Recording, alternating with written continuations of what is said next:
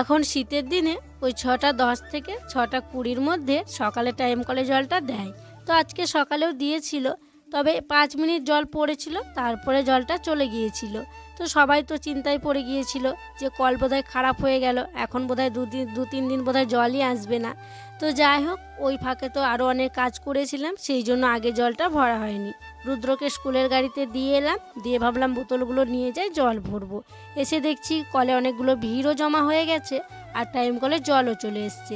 তো দেখতেই পাচ্ছ বৃষ্টি কলে জল নিচ্ছে, ওর জল নেওয়া হলে তখন আমি জল নিয়ে নেব। তো ব্রাশটা সঙ্গে করে আনলাম, ভাবলাম ব্রাশ করতে করতে ওর নেওয়া হয়ে যাবে। তো যাই হোক, ওদিকে ব্রাশ করে মুখ ধুয়ে বোতলগুলো জল ভরে নিয়ে চলে এসেছি। তারপরে এই যে বিছানাটা গোছানো হয়নি, তাই ঘরে চলে এলাম বিছানাটাকে গোছানোর জন্য। তো যাই হোক আমার প্রিয় বন্ধুরা, শুভ সকাল। আশা করছি তোমরা যে যেখানে আছো সকলে ভালো আছো, সুস্থ আছো। বীরভূম জেলার ছোট্ট একটি গ্রাম থেকে আমি দৈবকী তোমাদের সকলকে জানাই আমার ব্লগ চ্যানেলে অনেক অনেক স্বাগত আর আমার অনেক অনেক ভালোবাসা। সকাল সকাল দেখো রুদ্রর বাবা সাইকেল রেডি করে নিয়েছে, মুড়ি ভাজতে যাবে। কালকে মুড়ি ভাজতে যাওয়ার কথা ছিল, তো কালকে যাওয়া হয়নি, আজকে যাবে মুড়ি ভাজতে। কালকে কিসের জন্য যে যাওয়া হলো না? হ্যাঁ, কালকে ওই যে ভোরবেলায় উঠে তো মাঠে গিয়েছিল, তো সকাল থেকেই তো ওখানে অনেকক্ষণ ছিল, তো সেই জন্য কালকে আর যাওয়া হয়নি। তা ওকে আসার পর বললাম যে যাও, তো বললো আজকে যাবো না, থাক কালকে যাবো। তো মুড়ি কিনে, হ্যাঁ মুড়ি কিনে নিয়ে আসা হয়েছিল, দিয়ে আর কি ওই মুড়ি খাওয়া হচ্ছিল। আজকে চাল দিয়ে চলে আসবে, কারণ মাকে না ওঠানো যাবে না, আর বাড়িতে থাকতে হবে। ফুটো হয়ে গেল নাকি গো, চাল পড়ছে, এই ফুটো ফুটো এখানে মনে হচ্ছে, এই দেখো এই ফুটোটা দিয়ে চাল পড়ছে। ও আবার চাল দিয়ে আসবে, দিয়ে এসে মাকে ওঠাবে। বাবা আমি দুজনে পারবো না সামলাতে, জানো তো 3 জন লাগবে মাকে খাওয়াতে আর ওঠাতে। তো সেই জন্য ও সকাল সকাল যাচ্ছে, নাড়বা তারপরে আসবে, না না নেড়েই চলে আসবে, বলবা নাকি যে নেড়ে দিতে। কিন্তু রুদ্র বাবা যখন দাঁড়িয়ে থেকে নেড়ে মুড়ি ভাজে, তখন কিন্তু মুড়িটা ভালো হয়। আর যদি কাউকে দায়িত্ব দিয়ে আসে তাহলে কিন্তু মুড়িটা ভালো হয় না। জানি না কেমন হবে, যেমন হবে তেমনই খেতে হবে, কিছু করার নেই, বাড়িতে তো থাকতে হবে। হুম হুম হ্যাঁ ঠিক আছে, এসো তাহলে। সবার দিকটাই দেখতে হবে। টুপিটা কানে নিলে না, ঠান্ডা লাগবে। চলো, আমার যে কাজগুলো আছে সেগুলো আমি করি। রুদ্র বাবা এই যে পাউরুটি নিয়ে এসছে, পাউরুটিটা এখন সেকে দিচ্ছে। কে খাবে? মায়ের জন্য। মায়ের জন্য রেডি করছে। আর মাকে তো ওঠানো হয়নি, মা একটু আগে উঠবো বলছিল, তো বাবা আর আমি উঠাতে পারবো না বলে ওঠাইনি। তো রুদ্র বাবা এলো, এবার মাকে উঠানো হবে। আমরা আগে না খেয়ে সব জিনিসই মাকে আগে দিই। অম্বল টম্বল হবে না তো? না, নরম খাবার তো খেতে পারবে। খেতে পারি না মাকে না দিয়ে কোনো জিনিসই। ফ্রিজ কিনেছি, ফ্রিজের সঙ্গে সঙ্গে 1 ঢাকন জল মাকে খাইয়েছি আগে। মাকে মানে হালকা ঠান্ডা ঠান্ডা না হাতে, ওই যে মা তোমাকে আগে খাওয়াবো, ফ্রিজের জিনিস কিছু তো ছিল না, মিষ্টি টিষ্টি। ওই ঠান্ডার জল, ঠান্ডা বলতে খুব ঠান্ডা হওয়ার আগে আর কি মাকে খাওয়ানো হয়েছিল। আরই করো না, পুড়ে যাচ্ছে। আর না, বন্ধ করে দিয়েছি। তোমরা তো দেখলে রুদ্র বাবা গেছিল মুড়ি ভাজতে, তোমাদেরকে বলেও ছিলাম যে ও চালটা দেবে, দিয়ে বাড়ি চলে আসবে। তো বাড়ি চলে এসছে, এখন বাজছে 9:15, এইমাত্র বাড়ি এলো। আর কি হয়েছে জানো, আজকে নাকি মুড়ি ভাজবে না, তো চালটা রেখে এসছে। যারা মুড়ি ভাজে তাদের আর কি কে মারা গিয়েছে, সেই জন্য ভাজবে না, কালকে মুড়ি ভাজবে। তো চালটা রেখে এসছে, কালকে মুড়ি ভাজবে, দিয়ে নিয়ে আসবে। আর বাড়িতে তো মুড়ি ছিল না, তো সেই জন্য মুড়ি আবার কিনে নিয়ে এসছে 1 কিলো। এই যে বস্তায় করে 1 কিলো মুড়ি নিয়ে এসেছিল, সেই মুড়িটা আমি এই যে ড্রামের মধ্যে ঢেলে রাখলাম। মুড়ি ছিল না, জানো তো সকালবেলা তো কাকিমাদের বাড়ি থেকে নিয়ে আসা হলো একটু মুড়ি, তো দিদিরা খেয়ে গেল, রুদ্র খেলো। তো বললাম আমাদের ভাজতে গেছে, ভেজে নিয়ে আসবে, দিয়ে দেবো আর কি, নিয়ে এসেছিলাম। আর এই যে মুড়ি খাওয়ার জন্য চপ নিয়ে এসছে। আমাকে আর মুড়ি খাওয়ার জন্য কিছু বানাতে হলো না, চপ মুড়ি আজকে খাওয়া হবে। তো যা নিয়ে এসছে মুড়ি, ওতে আর কি আজকের দিনটা খাওয়া হয়ে যাবে। আর কালকে যতক্ষণ না মুড়ি আর কি ভেজে নিয়ে আসছে ততক্ষণ খাওয়া হয়ে যাবে। তো চলো, মুড়িটার মধ্যে ভরে রাখলাম, এবার ঘরে রেখে আসি। আর বলছে নাকি শাক নিয়ে এসছে, কী শাক আমি জানি না। এসে দেখলাম ফ্রিজ খুললো, ফ্রিজ খুলে শাকটা ফ্রিজের ভিতরে ভরে রাখলো। আর মুড়িটা ফট করে নামালাম, আওয়াজ পেলাম, যেন তুই কী ব্যাপার মুড়ি কি ভাজা হয়ে গেল, আওয়াজ পাচ্ছি মুড়ি মুড়ি, কিন্তু জিজ্ঞাসা করলাম, দিয়ে বাইরে এসে দেখছি মুড়ি কিনে নিয়ে এসছে, শাক নিয়ে এসছে, চপ নিয়ে এসছে, আর কি নিয়ে আসছে এখন জানি না। চলো আপাতত মুড়িটা রেখে দিই। গ্রামে বিক্রি করতে এসেছিলো মূলো, বেগুন, শাক। তো রুদ্রবাবা তো শাক নিয়ে এসছে, আমি বেগুন নেবো বলে গেলাম, বেগুনে তো আগুন, তোমাদেরকে সেদিনকেই বলছিলাম। তো আজকেও গ্রামে বেগুন বিক্রি করতে এসছে 100 টাকা কিলো। তো বেগুন নিলাম না, এই দেখো মূলো নিয়েছি, মূলোর সাথে শাকও পেয়েছি। আজকে আর মূলোর শাকটা করবো না, এখন তো ফ্রিজ নেওয়া হয়েছে, রেখে দেবো ফ্রিজে ভরে, কালকে করা যাবে। আর রুদ্রবাবা যে পালং শাক নিয়ে এসছে, ওই পালং শাকটা আজকে রান্না করব। আর মূলোগুলো দেখো একদম টাটকা টাটকা, সাইজটাও ঠিক আছে, না মোটা না খুব ছোটো। তো চলো শাকটা এখন ফ্রিজে ভরে রেখে দিই, আর পরে হচ্ছে সবজিপাতি কাটাকুটি করব। চলো আগে রাখি। এই যে আমার স্বপ্নের ফ্রিজ, তো আপাতত এখানেই তো রাখা আছে, তোমাদেরকে সেই দিনকে বলেছিলাম। আর অনেকেই কমেন্ট করে বলেছ কিছু একটা চাপা দিয়ে রাখতে, টাওয়াল টাওয়াল। তো এই যে একটা কাপড় দেখো এখানটায় উপরটাতে চাপা দিয়ে রেখেছি, একটা কভার নেব। তো গ্রামে কালকে বিক্রি করতে এসেছিলো, মানে টিভির কভার সব নিয়ে আসে, তো জিজ্ঞাসা করলাম ছিল না, দিয়ে নেওয়া হয়নি। তো বাজারে গেলে একটা ফ্রিজের কভারগুলো নিয়ে আসবো। চলো এখন মূলোর শাকটা রেখে দিই।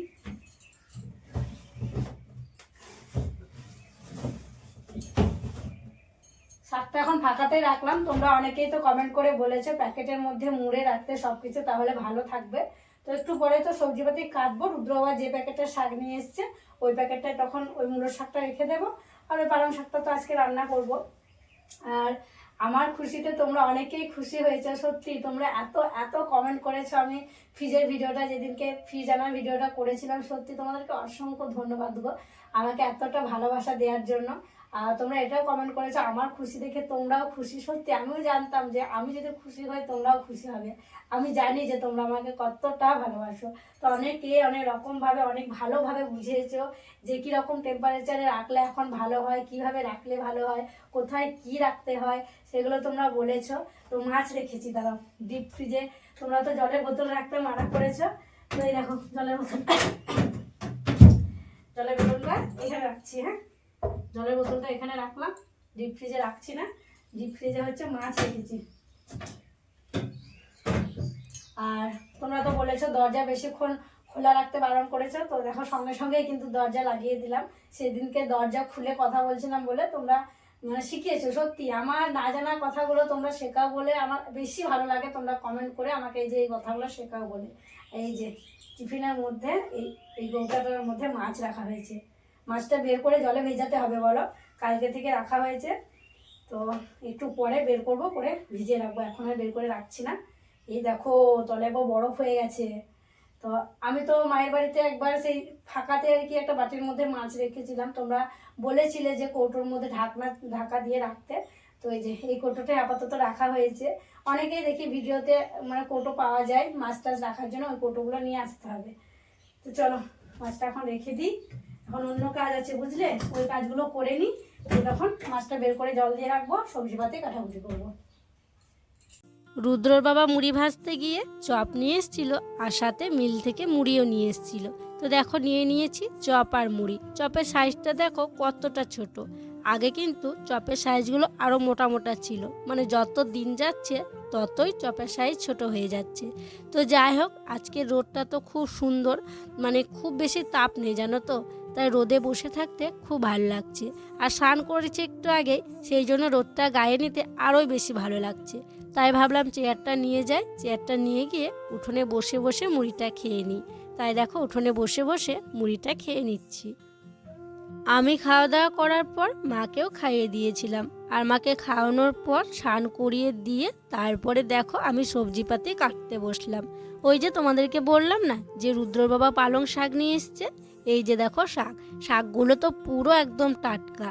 মানে কি বলো তো, আমাদের পাশের গ্রামে ও যখন আসছিল মুড়ি ভাজতে দিয়ে, মুড়ি তো ভাজেনি বাড়ি চলে আসছিল, মানে দেখছিল দোকান আছে আর কি, যাদের দোকান আছে তারাই আর কি বাড়ির ওখানে শাক চাষ করেছে, শাক জমিতে কাটছিল, ও দেখতে পেয়েছে, দিয়ে আর কি ওই দোকান থেকে শাক কিনে নিয়ে এসছে। শাকগুলো পুরো একদম টাটকা টাটকা দেখো, আর আমি বাছছি একদমই ঘাস নেই জানো তো, খুব খুবই অল্প এক দুটো আর কি ঘাস আছে। আর এখনকার তো শাক একদম গলে একটুখানি হয়ে যাবে হেজে গিয়ে, তো তাই একটু ছোট ছোট করে কাটছি না, বড় বড় করে কেটে ফেলছি।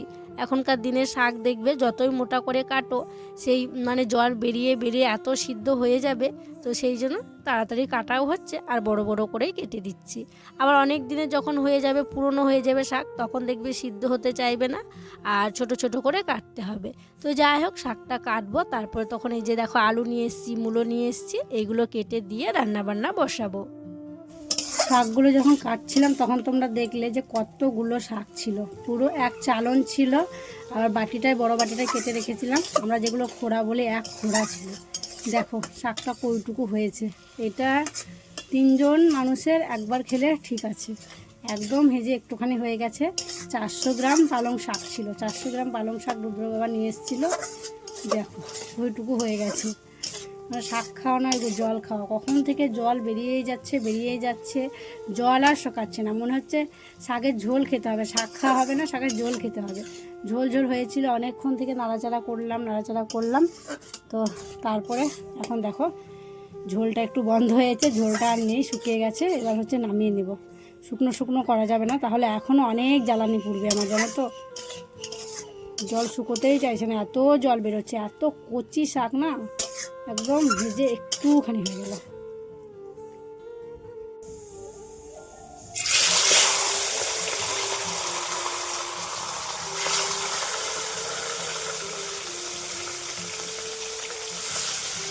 তারপরে দেখো মাছ ভাজতে শুরু করলাম। সেই যে মাছগুলো কালকে তোমরা কাটা দেখেছিলে, ওই মাছগুলো ফ্রিজে রেখেছিলাম। সত্যিই গো, বাড়িতে ফ্রিজ আসাতে আমাদের কিন্তু খুব ভালো হচ্ছে, আর কাজ কিন্তু খুব সহজ হচ্ছে। এই যে মাছগুলো দেখে মনেই হচ্ছে না যে কালকের।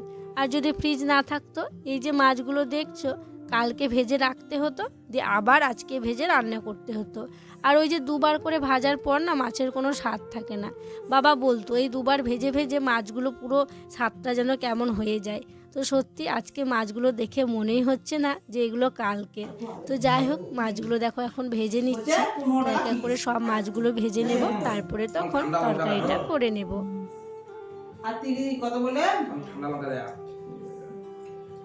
মাছের মাথা রাখলো কি বলছে মৌসুম যে ফ্রিজে কালারটা ভালো হয়েছে এই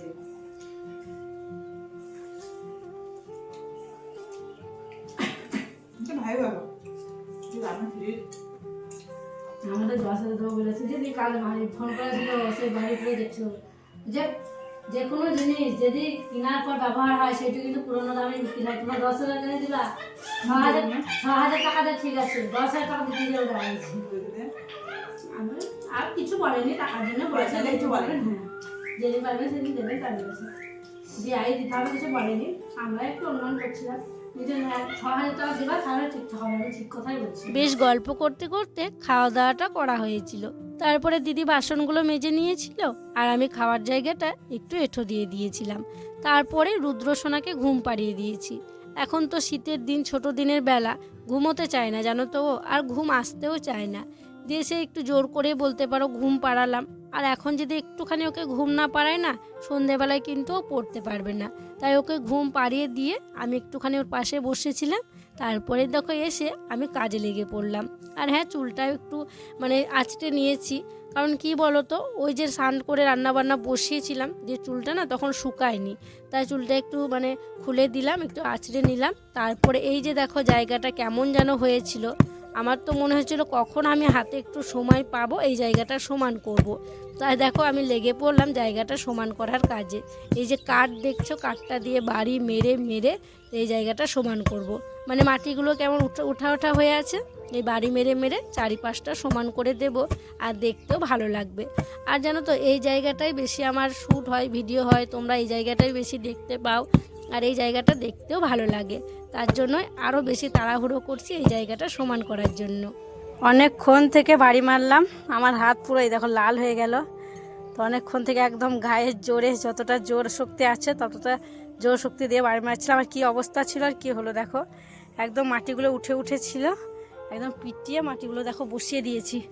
তো এবার হচ্ছে ওপর থেকে গোবর আর জল দিয়ে লেপে দিলেই কিন্তু এই জায়গাটা যেমন দেখছো সেরকম ওই জায়গাটাও হয়ে যাবে।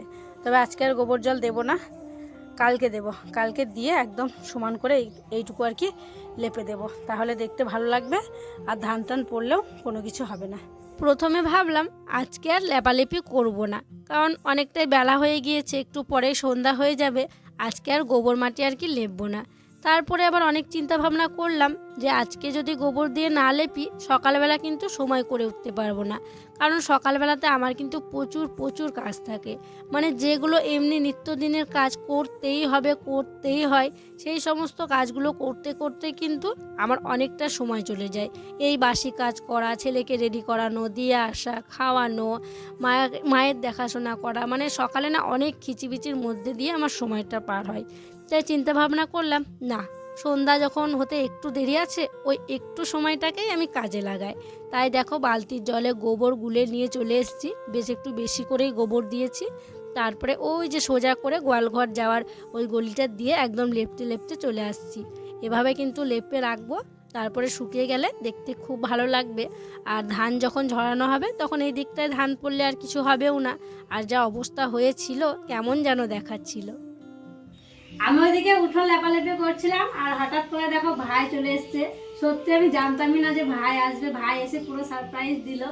আর ভাই দেখছে যে এত কাছে এসছি, যাই দিদির সাথে ভাগ্নের সঙ্গে একটু দেখা করে আসি। মানে ভাই এসেছিল রামপুরহাটে বিয়ে আছে, মানে আমার দিদির কাকা শ্বশুরের মেয়ের বিয়ে, তো সেই জন্য রামপুরহাটে এসেছিল। আসাও বেশিক্ষণ হয়নি, দুপুরের দিকে এসছে। দিয়ে আবার দেখছি বিকেলবেলায় যাই দিদির সাথে দেখা করে আসি, সেই জন্য এসছে। আর ফ্রিজ নিয়েছি সেটা শুনেছে, দেখছে যে যাই দিদির এতদিনের স্বপ্ন ইচ্ছে পূরণ হয়েছে, ফ্রিজ নিয়েছে, ফ্রিজটা একটু দেখে আসা হবে, ভাগ্নেকেও দেখে আসা হবে, তো সেই জন্য এসছে। বল ভাই কেমন খুশি? কারেন্ট ছিল না, কারেন্ট চলে এসছে। ভাই দেখো খুব খুশি। মানে এটা আমার স্বপ্ন ছিল, বাড়িতে একটা ফ্রিজ হবে, সত্যি সবাই খুব খুশি হয়েছে। তাই একদম ফ্রিজ যেই ঘরে আছে সেই ঘরে ভাইকে বসতে দিয়েছি ফ্রিজ দেখানোর জন্য। তো ভাই মিষ্টি এনেছিল, ভাইয়ের আনা মিষ্টি দিয়ে মিষ্টি জল খেতে দিলাম। তো সত্যি খুব ভালো লাগলো ভাই এসছে। আর ভাই, মা, বাবা যদি বাড়িতে আসে কার না ভালো লাগে বলো? হঠাৎ করে সত্যি আমি সারপ্রাইজ হয়ে গেলাম। আমি যখন গোবর টোবর ভালো করে ধোয়াই হয়নি, এই ওপরগুলোতে লেগেই আছে, মানে লেপছিলাম ঠিক তখনই এসছে। তো যাই হোক খুব ভালো লাগলো ভাই এসছে দেখে। ফ্রিজ দেখতে এলো ভাই, ফ্রিজ দেখতে ভাই এলো আমার অত দূর থেকে, কিন্তু কি বলতো ভাই থাকবে না, চলে যাবে, কারণ বিয়ে তো রাত্রেই, মেয়ের বিয়ে, তো সেই জন্য আর কি চলে যাবে। মিষ্টি জল খেলো, চা করবো, চা খাবে, দিয়ে চলে যাবে। বলো কেমন লাগছে তোমাকে? হ্যাঁ, তোমার দিদি আবার ইউটিউব থেকে ইনকাম করে, সবই আপনাদের জন্য, ওনারা না এগুলো হতো না। সত্যি ভাই বলতে চাইছে যে তোমরা পাশে আছো বলেই কিন্তু আমি পেরেছি। সত্যি এই কথাটা সত্যি কথা। তোমরা, আমি যদি ভিডিও না করতাম, তোমাদেরকে পাশে না পেতাম, আমি পারতাম না করতে। আবার বলছি তোমাদেরকে অসংখ্য ধন্যবাদ। তো চলো বাড়ান নেবো সেবা। হ্যাঁ, তো যাই হোক চা করলাম, ভাইরা চা খেলো, একটুখানি বসলো। এদিকে দেখো সন্ধ্যাও হয়ে গিয়েছে, এখন ভাইরা চলে যাচ্ছে। আর ভাইকে তো থাকার জন্য বলতে পারলাম না, কারণ ভাই তো বিয়ে বাড়িতে এসছে, কী করেই বা বলি যে থাক। তো যাই হোক চলে যাচ্ছে। এই যে একটুখানি এলো, এতেই আমার মনটা খুব ভালো লাগলো। আর ভাই আরও এসছিল ফ্রিজটা দেখার জন্য। তোমরা যেমন ভিডিওতে ফ্রিজটা দেখেছো, অনেকেই কমেন্ট করে বলেছো দেখে পুরো নতুনের মতো লাগছে।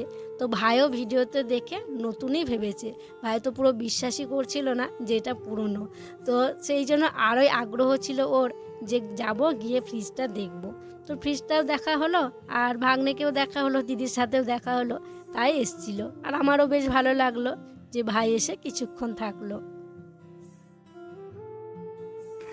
ভাই নিয়ে এসেছিল নলেন গুড়ের মিষ্টি।